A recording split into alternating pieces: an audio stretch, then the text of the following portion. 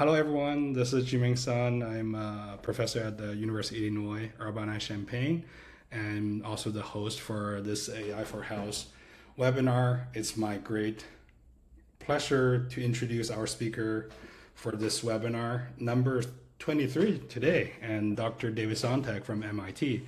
I know David for a long time, and David is actually one of the rare individuals that actually I will consider theoretical machine learning researchers who really can do all the theory stuff inside out and actually made a major contribution in that domain, theoretical machine learning.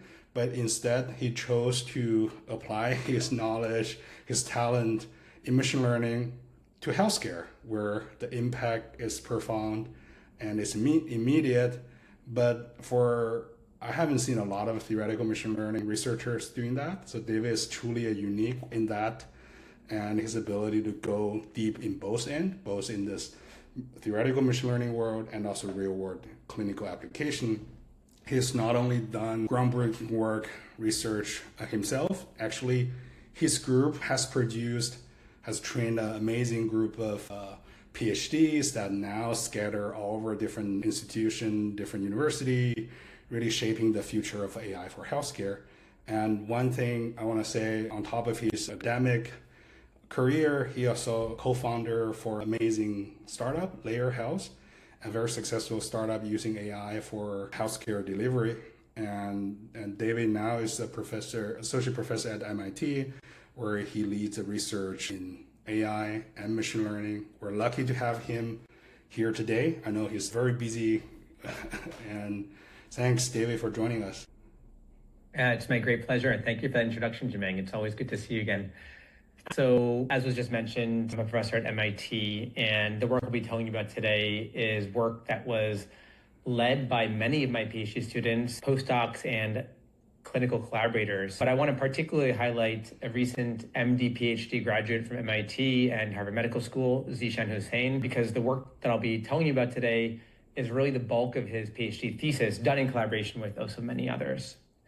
So imagine now that you are in the world of an oncologist, and you're presented with a patient, Mr. S, who's a 62-year-old man, has a history of COPD and liver disease, and he goes to his liver doctor for routine checkup. As part of that checkup, labs are sent out, and a blood test for the patient's immunoglobulins are found to be low. That's always concerning, and so that clinician might refer the patient to a clinic where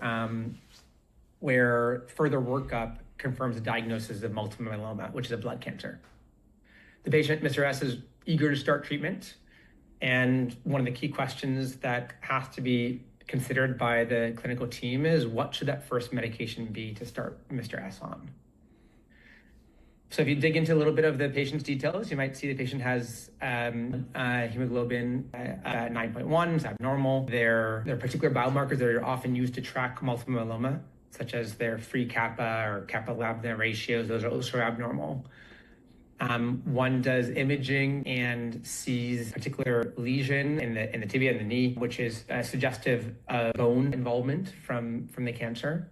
And a bone marrow biopsy, which is standard of care as part of the diagnostic workup for multiple myeloma, shows 70% plasma cell proliferation, which is very concerning. Final part of the workup might look at some more genomics factors, and this patient in this case would, let's say, have a normal cytogenetic risk profile. So this patient would be squarely put into assess stage 2. This is a staging system used to get a sense of the likelihood of a patient's future progression of their multiple myeloma and how quick it would happen.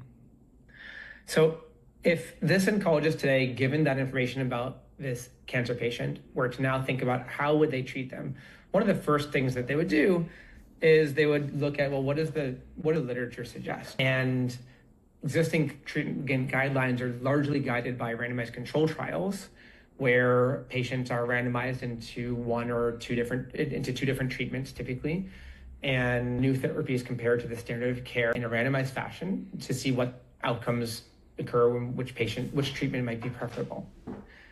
Those RCTs are summarized into a academic publication which then will usually inform treatment guidelines. So for example, here on the right-hand side, I'm showing an example of one of the treatment guidelines for a patient with multiple myeloma.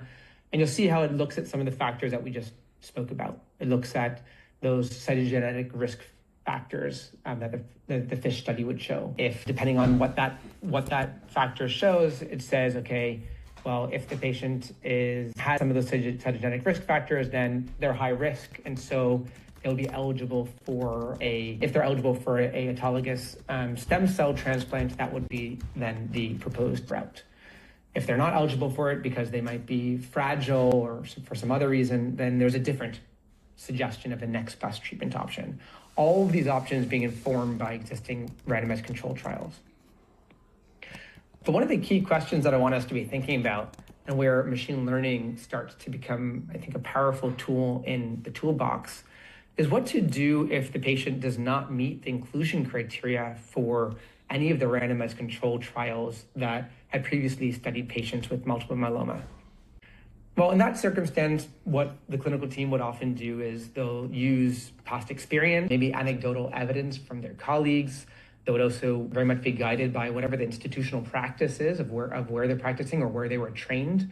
And they would make some choice about what their recommended treatment option should be for the patient, given that there isn't great evidence in the literature for that patient. If you think a little bit broader down the line of where clinical practice is likely to go, you might imagine having new tools at clinicians' fingertips, tools that maybe are ChatGPT-like or some validated form of that, which might find the relevant literature, maybe synthesize the relevant literature, and come to a suggestion for a proposed treatment approach for a patient. But even those tools would suffer from the same problem that I'm alluding to here, which is, what do you do if this patient actually is not a good fit for any of the previous RCTs? Those tools will also be stuck. So the promise of precision medicine, and what I'll be talking about in today's lecture, is the idea that one can take, rather than just the data coming from the published studies of randomized controlled trials, one could take all of the data that we know about a patient, use that together with a variety of types of AI models to tailor the treatment to the patient, to improve the diagnosis for the patient, and to improve the way that one does prognosis and disease management. And would do that using the totality of data for the patient. So that means even information that might not fit well into any of the existing published results, you want to be able to take that and look at the data in a new way to see if you can come up with sort of an N of one study for this patient in order to figure out how to best treat this patient, who might be a little bit different from all of the previous treatment patients that were treated. And oncology is a really good setting to study these questions of precision medicine. So for example, in multiple myeloma, that example I gave to start the talk, there have been many new treatments for both new and relapsed myeloma since 2015. And in many cases, it's very not obvious, based on existing published studies, what the right treatment is for any given patient, given the complexity of the different patient presentations that could come up. There's genetic makeup of the patient and the tumor that very much is believed to impact which treatments are likely to be successful or not successful for any given patient, in addition to other factors of patients. So let's now envision what an oncologist of the future might do to try to treat this same Mr. S with some new tools to enable precision medicine. And let's dream a bit about what a clinical decision support tool could look like. So over the last few years at MIT, we've been prototyping what such a decision support tool could look like in the context of multiple myeloma. You might imagine starting with the same tools that we showed earlier at the population level. So given a patient and what we know about them, we might ask about comparing two different treatments, let's say treatment A or treatment D. Those two treatments might have been studied in a randomized controlled trial, and so one could then present the evidence from that randomized controlled trial for that patient. So you might look at a survival curve, which looks at, the x-axis here is time, like months from the time of initial treatment. The y-axis is the progression-free survival, so what fraction of patients have not yet progressed in their cancer. Everyone starts at 100% when they're initiating the treatment. What you see here is that the red treatment appears to be better than the blue treatment because at any given time point, let's say 48 months or 4 years, higher percentage of patients have not yet progressed if they took the red pill versus the blue pill. So that would be one indication that maybe the red treatment here, treatment A, is a better treatment than the treatment D. But of course, there are a lot of other considerations that go into treatment selection beyond just survival, progression-free survival. So for example, one might look at adverse events of these two different treatments, and that also would typically be reported in the results of a randomized controlled trial. And these two pieces of information together, both the survival curves and the adverse event information, might inform a treatment choice. But of course, we might know much more about this patient than was initially considered in that randomized controlled trial, or this patient might not even have met the inclusion criteria for that randomized controlled trial. So if you go to the whole other extreme, then there might be a bit of an echo here. So, at the other extreme, you might imagine what you would do at a patient level. So imagine now that we had machine learning algorithms that were trained on hundreds of thousands of multiple myeloma patients' historical data of what treatments they received, their patient outcomes, their adverse events from the treatments. One could then imagine providing a personalized survival curve for this specific patient, where again, you might, the y-axis is time, the x-axis is time. Recording in progress. And one would be able to see, for this specific patient, which treatment looks like it's doing better or worse. One might also then be able to give predictions of the adverse events that are likely to be seen for this specific patient, given everything we know about this patient, if they were to take the red pill versus the blue pill. And one might even be able to go further and do a forecast of what this patient's both quality of life and biomarkers might look like over the subsequent years were they to take one treatment versus another treatment. And each of these would be accompanied by statistics that help the clinician better understand how to interpret this information. So for example, the survival curves would have uncertainty quantifications that take into consideration both the amount of historical data and how relevant that historical data is to the specific patient. You might additionally describe the training cohort that these models were built on. You might imagine doing an analysis of whether these models, if trained on observational data, could be trusted because of maybe concerns about hidden confounding, which we'll come into much more in the later parts of the talk. And you might also look to see whether the given patient was even supported in the training data, because maybe even the training data, as expansive as it is, maybe didn't contain any patient like the one that we're considering here today. And there's also a middle ground between the far left-hand side, that population level, and the far right-hand side, the patient-specific level of predictions. And that middle ground is at cohort level. So you might imagine specifying a description of some aspects, some attributes of this patient. Maybe this is a patient who's less than 70 years old, who has that stage of 2 for their multiple myeloma disease stage, who has a race of white and normal cytogenetics. And then using that specific cohort, you can instead provide now cohort-specific distributions of survival, not specific to the patients, but specific to the broad distribution of patients restricted to that specific cohort. So the patient would be in that cohort, but also there would be other patients who differ from that patient in some way. Again, you would want to provide the corresponding uncertainty quantifications and so on.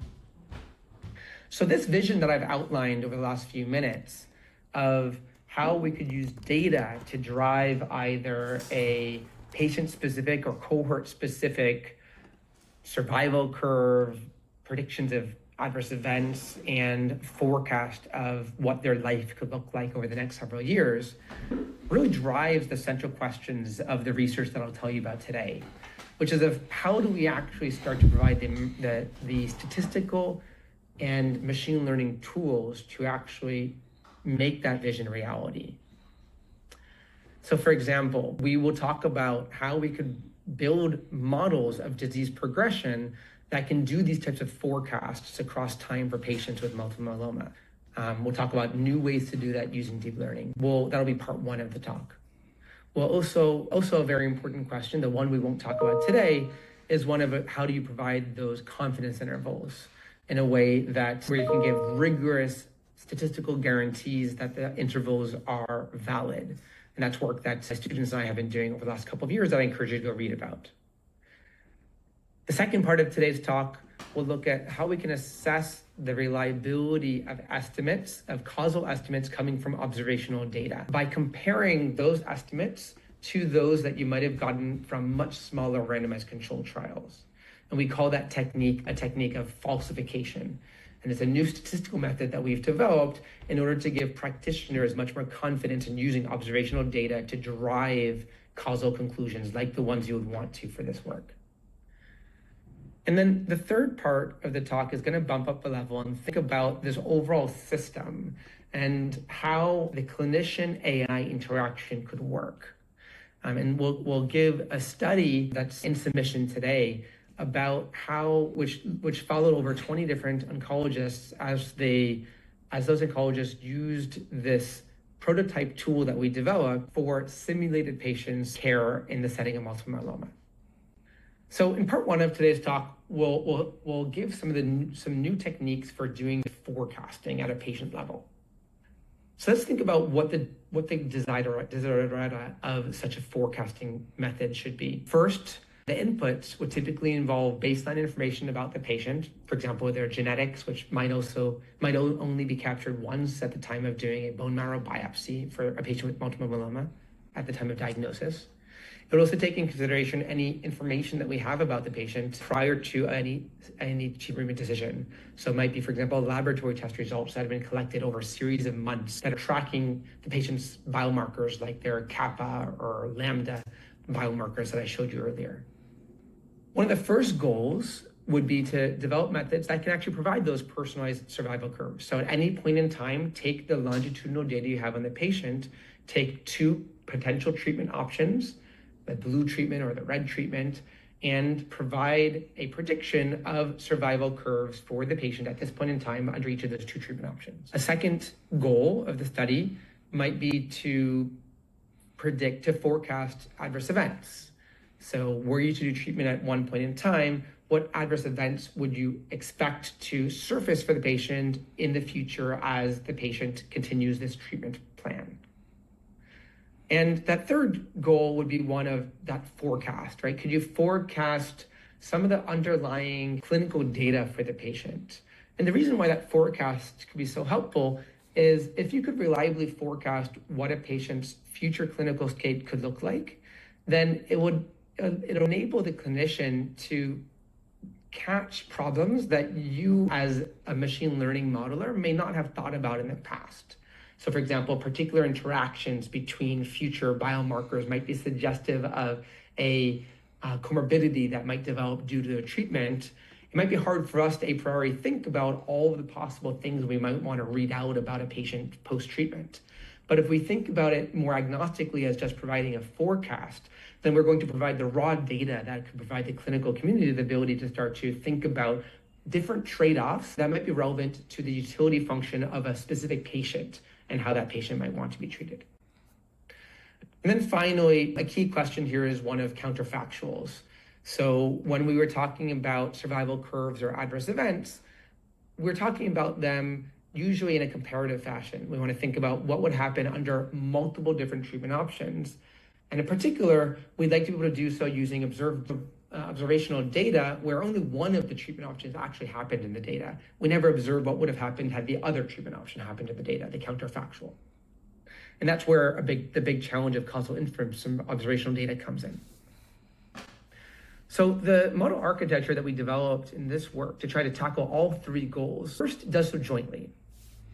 The reason why I do it jointly is because we think that that's what provides the most comprehensive view of the patient's current and future disease course. But secondly, it also provides statistical benefits. And one of the things that we observed is that when you train models to actually solve all three of those problems together, then the performance can be, in many cases, improved relative to any one of those three tasks had you try to solve them independently for obvious statistical reasons. So the architecture that we developed, as many others in the machine learning community who have been studying time series modeling have done, is based on a transformer architecture. These transformer architectures, as I think this community already knows very well, have been widely used in natural language processing and speech and vision. Of course, it forms the basis of today's large language models. They're capable of capturing long-term dependencies, and they're able to capture very complex structure in a patient's history where more simpler models like Markov models might really struggle to capture those complex interactions in the patient's historical data. Finally, using transformer-based models makes it relatively straightforward to do multivariate modeling, which is key to this joint approach we want to tackle. Now, specifically in the disease progression and cancer progression literature, there had been some previous work on using joint models of this sort. So for example, there had been previous work not using transformer architectures, but other machine learning models to jointly model both longitudinal outcomes and survival data. There had been some work in the prostate cancer setting, for example. But that work largely focused on a single outcome and only univariate biomarkers, whereas our work is much higher dimensional in its nature. The second big difference is that the previous work in the statistical and machine learning literature usually looked at linear models, whereas here we'll be looking at deep models that are capable of capturing much more of the nonlinear interactions that are relevant. So this work that was published recently in Nature Digital Medicine worked as follows. Our transformer encoder architecture, this was an encoder-only model. At each time point, we embedded the available data for that patient at that time point. That included both global data that might have been available only at time step 0, which here we decided to carry forward at all the subsequent future time steps. It included the available data at that one time point and the observed data. If data was unobserved, then we would have an indicator to indicate that it was not observed at that time point. So that data would be flattened into a vector and then would be with a linear mapping mapped into a continuous space, which would then form the input embedding at that time point, which is analogous to a word embedding in a typical transformer model used in NLP. Word embedding, I mean token embedding. At every time point, then the hidden dimension, which can be done in a couple of different ways. You can imagine using like a CLS token, or you can imagine using the last time steps hidden state, which is I think what we used in this work, is used then to do two different things. First, it's used to forecast the next time point's data, exactly analogous to how one would train an autoregressive model in an NLP setting. And the second thing it's used is to do a forecast of survival or time to event. And so that time to event, of course, is being incremented. You know, let's say the outcome of progression at every time point is one time step smaller.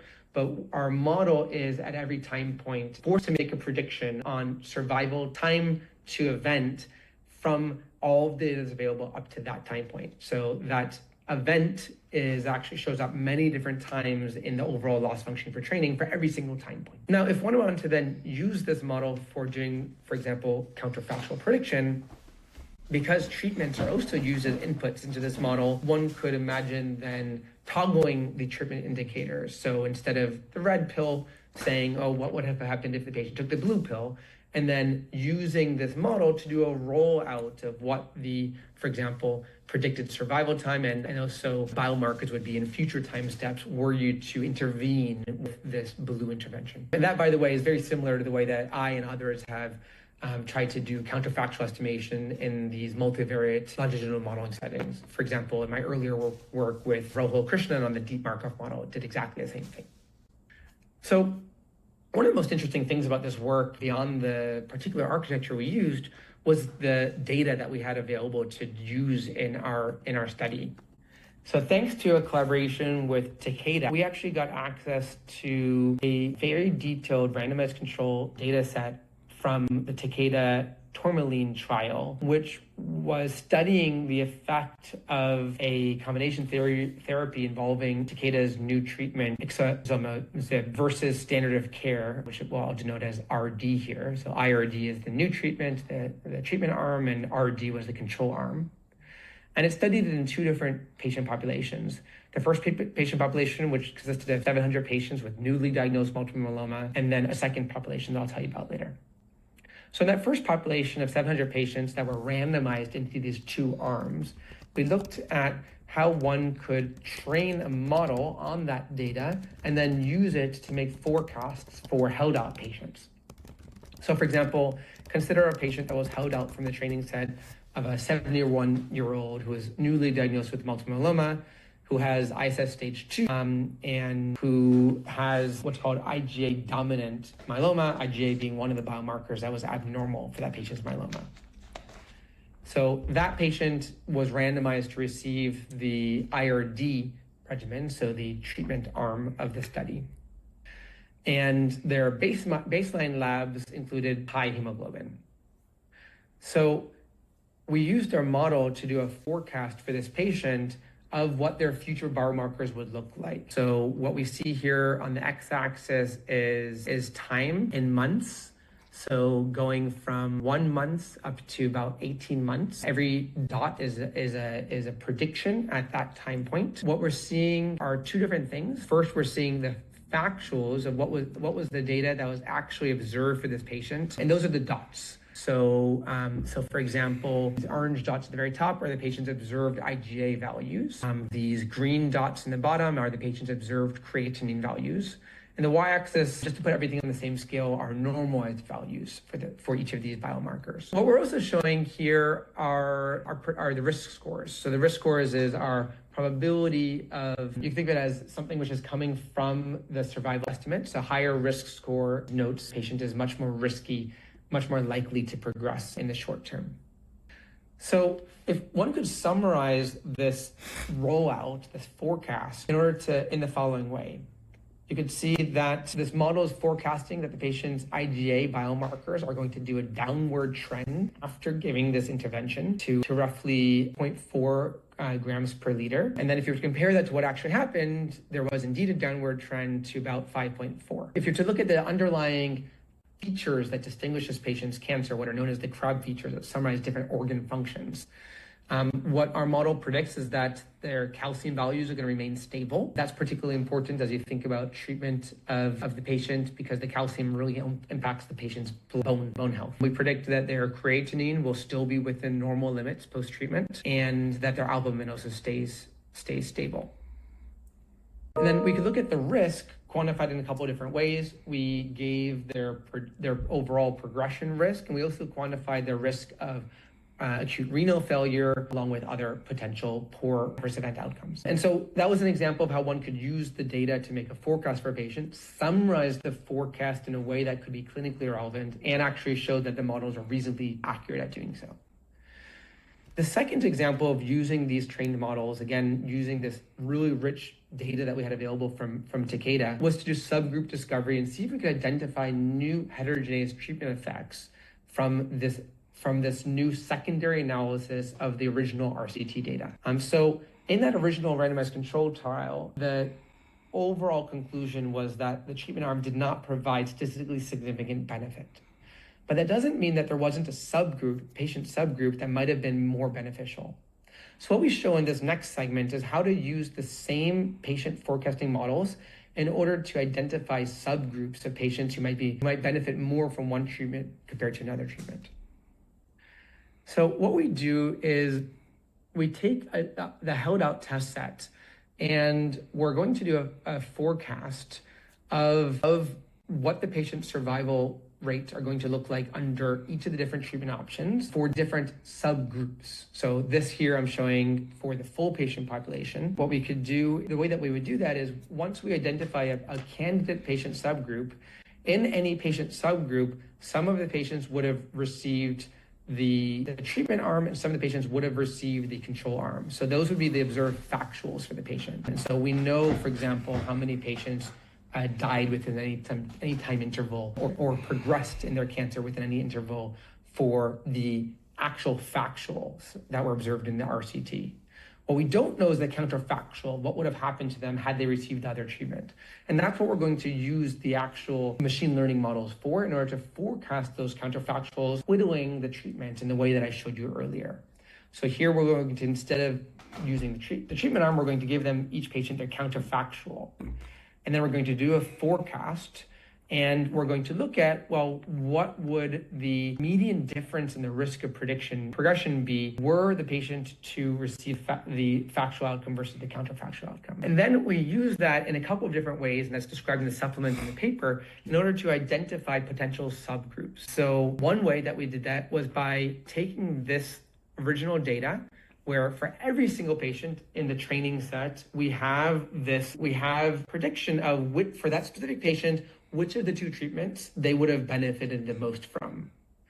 Well, once you have that data, which we'll talk about later under the name of the conditional average treatment effect or something close to that, well, then from that, you can start to see, well, what distinguishes patients that benefited most from one treatment arm versus the other treatment arm? And you can do that by, for example, learning a decision tree to try to predict the outcomes of which treatment each patient benefited the most from.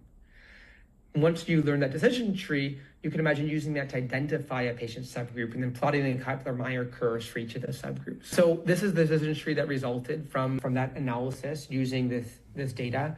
And what we discovered from this decision tree is that patients with an IgA kappa dominant, which is a very simple biomarker to try to distinguish patients from, seem to do better under one of the treatment arms. And we then evaluated that actually using a held-out data set that was not used to identify the treatment arms. And because the data came from a randomized control trial, you can get an unbiased estimate of the average treatment effect for that patient subgroup. And we discovered that, in fact, we could get a statistically significant difference. And so we've now identified a subgroup for which this IRD treatment arm appears to be effective, where the original randomized controlled trial data did not come to any conclusion of statistical significant subgroup effects. And so this concludes this section of the talk, where we gave a very concrete instantiation of how one could use a statistical model to try to forecast a patient's future disease state, how one could use that to inform a patient-level treatment decision, and how one could also use that in aggregate across a large number of patients to discover subgroups of patients, such as cohorts of patients, which might benefit from one treatment more than another. So now I want to bump to the second part of the talk, which is looking at a different question of, as part of the overall research agenda, of how do we know when the results coming from an observational study can be trusted. Now, in the previous section of the talk, I and my students analyzed data coming from a randomized control trial, where the treatment was randomized by flipping a coin to see which patient got which treatment arm. One of the real promises of precision medicine would be to use all of the data that we have collected as part of electronic medical records from, for example, every multiple myeloma patient in the United States to try to better understand which patients would do best on which treatments. That goes by the name of an observational study, because those patients did not have their treatment randomized. They were treated according to existing clinical practice. Now, the advantage of observational studies, as many of you in this talk know, is that you get much larger sample sizes than you would from a randomized control trial. In addition, you have a very diverse patient profile, whereas randomized control trials might have a very strict inclusion criteria and thus get you back to that situation we spoke about in the beginning, where any given patient you might want to make a decision on may not be represented in any single randomized control trial.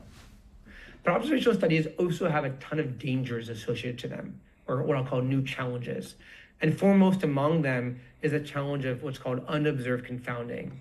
There might have been some factors in the observational study that influenced why the clinician suggested using one treatment versus another treatment. And if those factors also impact the outcome of the patient and those factors were not observed or recorded in the data set, then you can get confounding and statistical conclusions you try to draw from that data set with that hidden or unobserved confounding are going to be biased, and you can come to the very wrong answers. So one of the questions that my students and I have been studying for the last several years is what new tools can we create, statistical tools that can help identify when an observational study might be flawed from the get-go. And those tools then you can imagine providing as part of the evidence that you present to a clinician as they look at the results of coming from an observational study and try to weigh those results against results coming from a randomized controlled trial that might not perfectly represent a patient. So think about this as a quality control step that I think is an important check and balance for using observational studies. And we call this benchmarking. So there have been a number of different approaches to do benchmarking. And key to our approach, as with the previous literature, is that we're going to suppose that we have, to accompany our observational data set, we have a small amount of randomized controlled trial data. Trial of the randomized control trial within the broader observational study, try to replicate the RCT using that observational data set, look at the resulting average treatment effect that's estimated, and compare that to the average treatment effect that was estimated in the randomized control trial. If those two are the same, that's evidence that things might be okay. If those two look statistically significantly different, that is concrete evidence that something has gone very wrong in your observational study. That's a legitimate tool, but if it doesn't falsify the result, then you're still left with a lot of big open questions, because it's only a single number you're getting out from the average treatment effect. And just by chance, that number could have lined up, even if there could have still been hidden confounding. A second approach, one that was actually pioneered also by one of my PhD students, Zishan Hussain, in his earlier work, would be to compare group level ATE estimates. Conceptually, this is very similar to the previous population level approach, except instead of doing that target trial just once, you first identify subgroups of patients, and you do that, and you do that target trial emulation for each subgroup independently. And thus you get multiple ATE estimates, or what we call group ATE estimates, or gate estimates, and compare those gate estimates between the randomized controlled trial and the observational study. Although that can get you a stronger signal, it has one of the big challenges that you have to pre-specify what the groups are. So in our follow-up work, what we developed were methods that did not have to pre-specify groups, and instead built upon some recent literature in the machine learning community on what are called kernel-based tests. So in particular, what we looked at was the conditional average treatment effect. So the conditional average treatment effect is for any given patient, thinking about the vector of features that you observe for the patient. What is the expected difference between the patient outcomes were they to get one treatment versus another treatment? Again, conditioned on a vector of features for a patient. What we did in this earlier work was we developed a statistical test that compared the conditional average treatment effect estimates that you get from the randomized controlled trial versus the conditional average treatment effects estimates that you get from the randomized controlled trial. And these now are functions as opposed to single numbers, because your conditional average treatment effect is a function of a vector of features of a patient. It's actually a multivariate function. And so in order to compare these two functions, one function coming from the RCT, one function coming from the observational study, you need now a statistical test to see, are these two functions statistically significantly different or not? And for that, we developed a class of technique coming from what's known as the maximum moment restriction, or MMR. If any of you have heard of integral probability metrics or MMD, max mean discrepancy distances, those are exactly these quantities now used in the setting of causal inference. So that approach had the advantage that allowed us to compare individual level estimates, and it gave us the opportunity to start to benchmark patients based on benchmark an observational study with a small RCT in order to try to falsify the assumptions of the observational study. However, it didn't deal with the fact that you might have a lot of censorship in the data. So censorship might result from, for example, patients being censored from the study prior to the study concluding. We extended that line of work in a recent paper that we published in AI Stats in 2024 in order to develop one of these same MMR-based statistical tests, but which now deal with the fact that you might have censored data. We call this new approach, it's a doubly robust estimator for those who are familiar with it. We call that a new approach CDR. One of the really interesting things about doing causal inference under the possibility of censorship is that there can be many reasons for patients to be withheld from studies. And so we wanted to understand how we could develop statistical tests that didn't depend too much on the reasons for censorship, since that's often an untestable assumption in its own right. What we found is that this new test that we developed, this MMR test, actually could provide provably rigorous results, both if the censorship was what's called conditional independent censorship, which is the most common setting that's studied in literature, and if it's what we called global censorship, where global censorship is a new concept that we're introducing, where the intuition of that new concept is that the censorship time to event depends in the same way in the observational study as in the RCT. Like, there are some reasons where patients might drop out of the study, but those reasons the reasons might be disease specific, but not specific to the way the RCT was designed. And so what we've proved is that the same statistical test can be used under either of those two censorship settings. And so we then evaluated it using another real world data set coming from the Women's Health Initiative.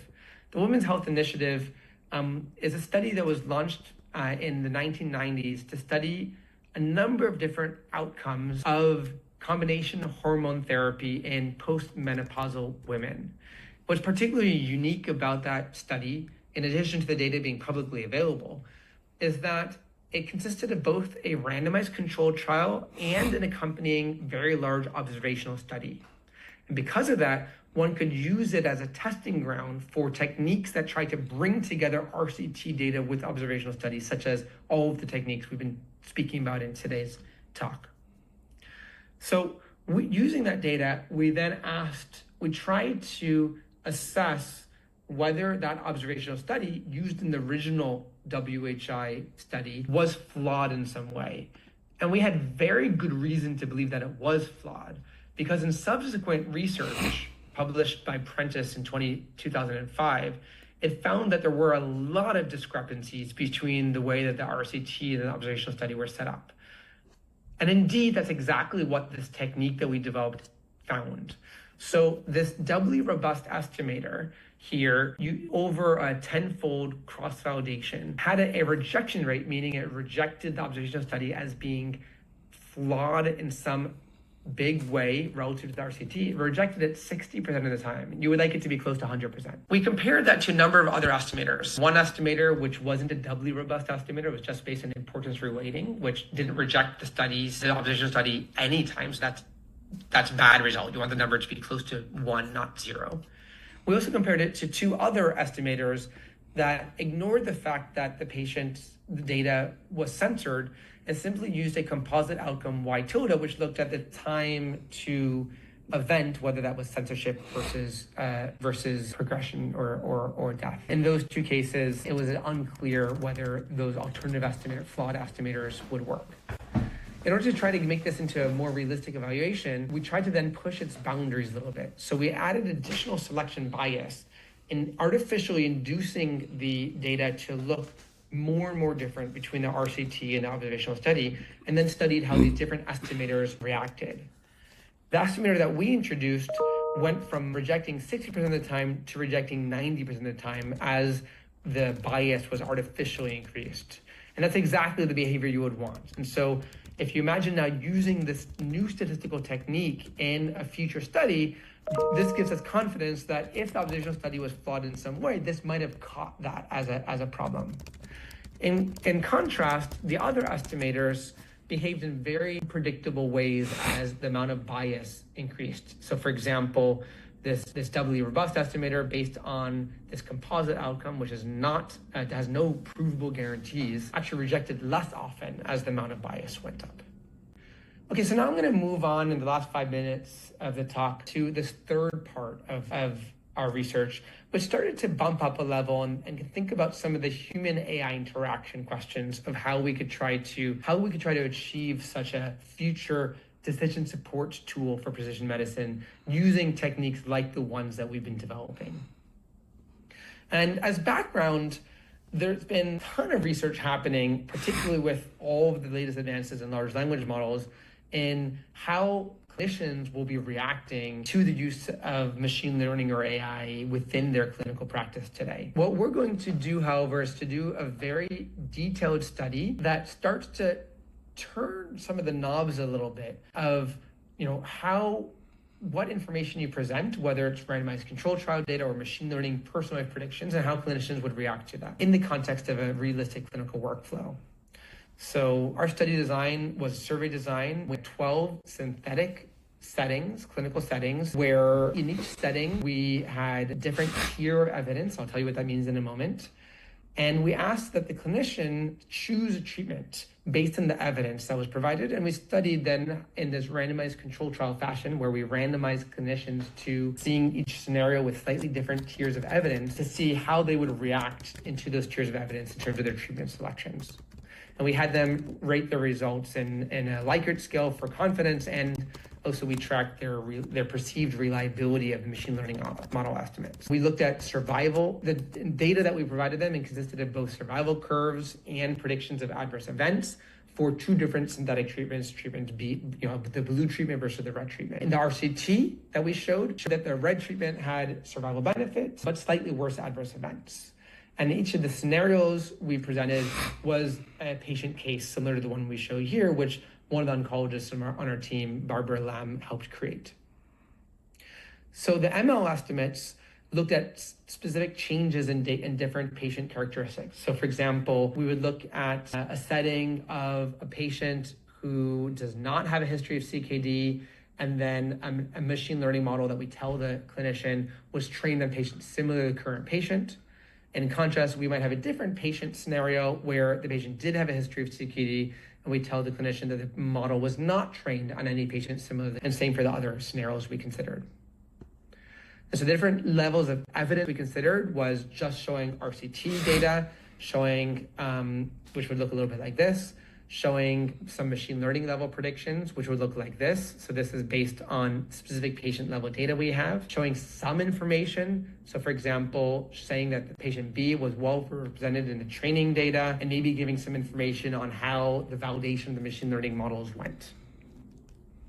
This was a study that was done using 32 physicians. Just to briefly walk you through some of the results, the rest of the results are all in archive. What we found is that when the machine learning model suggests the same results as the randomized control trial, the confidence is very high. We see treatment switches when the survival benefit is no longer there. So at that point, then the adverse event information ends up influencing clinician thinking much more. We also looked at settings where the randomized control trial does not apply to patients.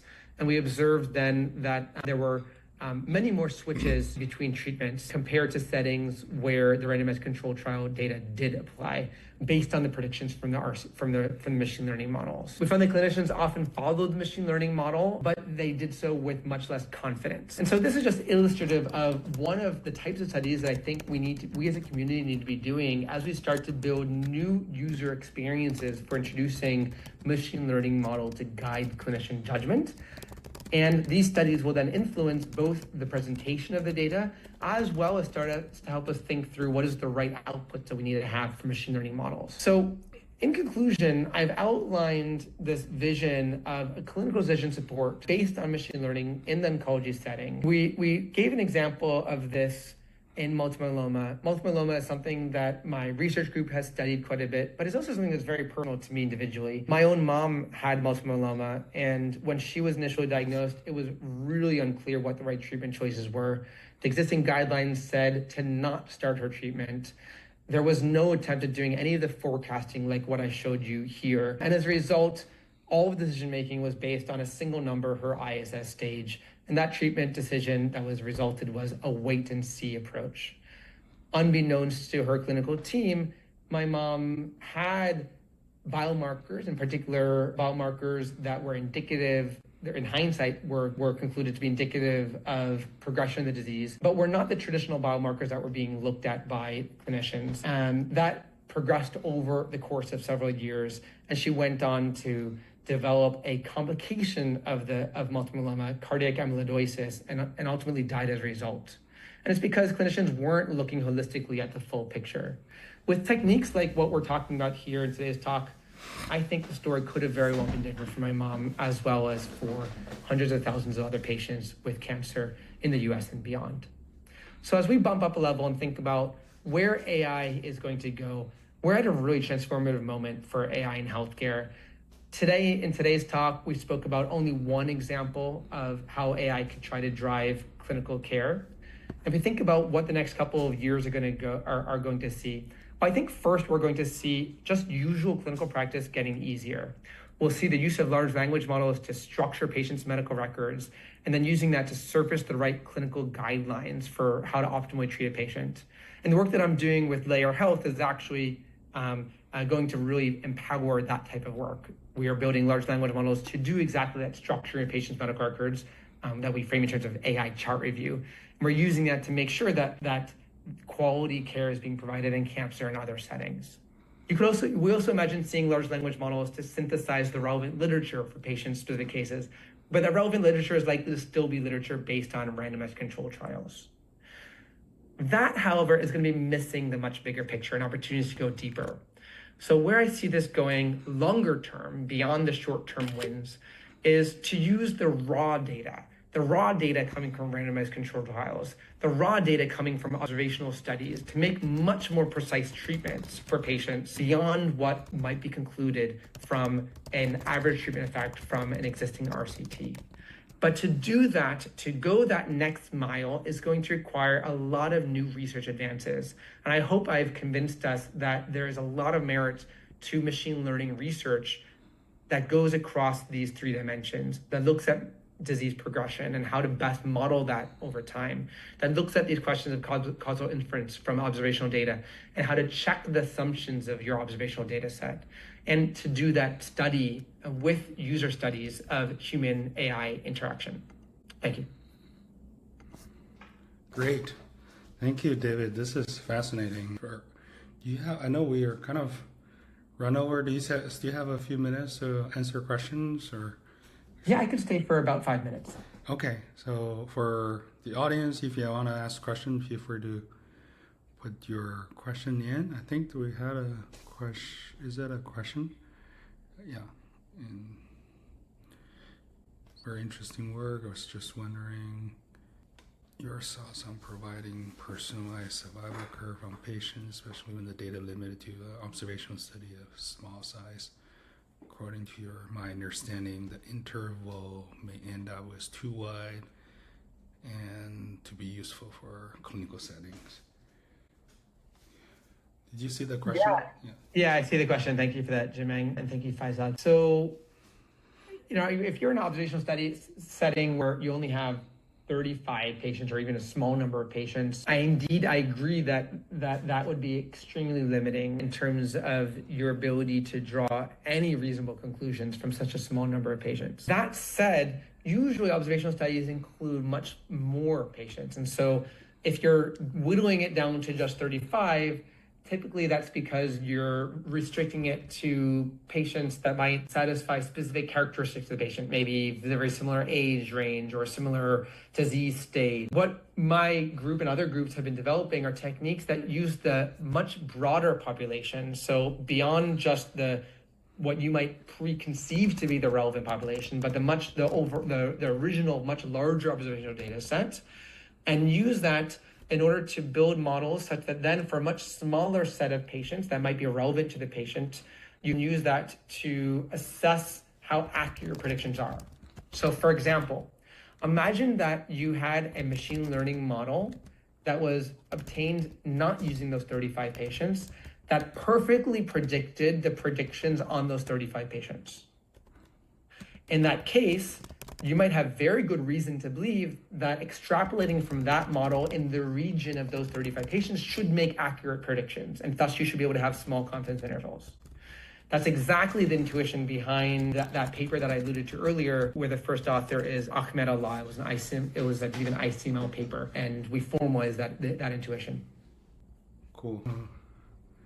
Is there a follow-up question there? And it's interesting to see the transformer model can work on. Yeah. A data set was 700 patients. Can you also give more insight how to get the counterfactual by flipping the input? Any theory beyond the experiment? Yeah. Great question, Yugan. So I'll answer the second part first, which is getting the counterfactual by flipping the treatment indicator provided as input is very standard. So I encourage you to read our paper or earlier papers that used a similar methodology. That is the same way that one would try to use models to infer counterfactuals. Also, if you're doing for things like off-policy reinforcement learning, as an example. The first part of your question, however, is something that I think it's a really important point that you're raising.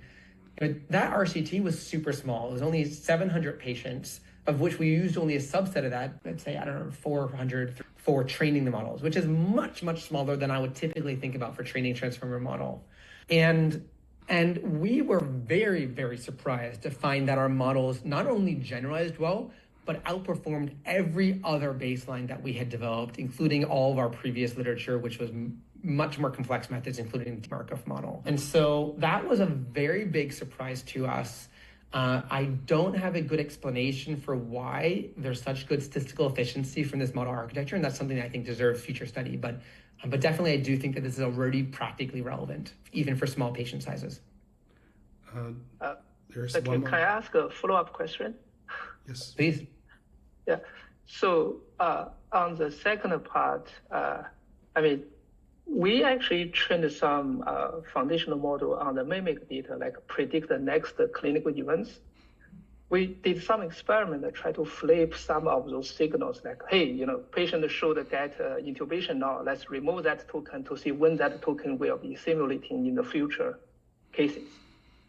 Does it make sense? Like, because, you know, you get a patient who should get an intubation right now, you can just remove that token, and then you use the transformer to predict what next token will be, and then doing the simulation from there. We didn't see that the intubation token comes out in like 5-10 minutes later, because supposedly the intubation should be, you know, coming out. So I'm not sure. That's a really interesting point. Okay, so with our approach, we had two different ways of reading out from the mention. The first approach would perhaps be the more common approach, like the one that you used in your own earlier work, where you, in a sense, simulate the future data using the counterfactual. But because with our approach, we did something a little bit different, where in addition to every time point, we are predicting time to survival, time to progression. That gives us the ability to also get a point-wise estimate. So at that single time point, without having to forecast, we can look at the survival predictions. And you can think about that as averaging over all the future forecast. And so it's an alternative way to read out from these models and statistically more efficient. Okay, thank you. Yeah. I want to ask a question, David. I know you don't have a lot. And for the audience, if you can send your follow-up question to David, that would be great. So I have this question on your work on comparing the RCT against the observational study paper you talked about. A lot of times those RCT and observations, RCT and the observation study, the data set are not consistent. Like, the data elements maybe in the real world data are not as rich and high quality of the RCT. For example, some test or some measurement may not exist that common in RCT. Can you comment on, in those situations, if the data element are not directly the same, can this message still works? Or phenomenal question, Jiming. So just to repeat your question, the approach that we outlined assumes that the features you observe are the same between the RCT and the observational study. Mm-hmm. So there might be hidden confounding, there might be other study design flaws, but you have the same observables. As you rightly point out, that assumption is often a very challenging assumption, because you might have RCTs that maybe observe only half of the features that you have available in RCT, or even more challenging, that your observational data set consists of features that are observed slightly differently from the ones in RCT. Maybe it's the same feature type, like, let's say same biomarker, but the laboratory that was used to measure that biomarker in the observational study might have, some bigger noise value or more or bias compared to the RCT data. And so that is actually a big flaw with all existing approaches. And I don't have a good solution for it today. It's something that I think actually deserves a lot more research attention to develop methods that can deal with the fact that you might have different features between your RCT and observational study. Okay, great. I know you're a busy man, you probably have to another meeting to run to without delaying too much. If anyone wants to email me, you can email me at david@layerhealth.com. Sorry, sir. I have a question. Can I ask you quickly? Yeah. Unfortunately, I do need to run now, but please do send me an email to david@layerhealth.com or to Sontag. Yeah, my name is Kevin Zhou, and I'm a PhD student from Cambridge, so I will send you email. Yeah. Thank you so much. Looking forward to reading. I'll write back my email. Thank you, Okay. David. Bye. Bye, everyone.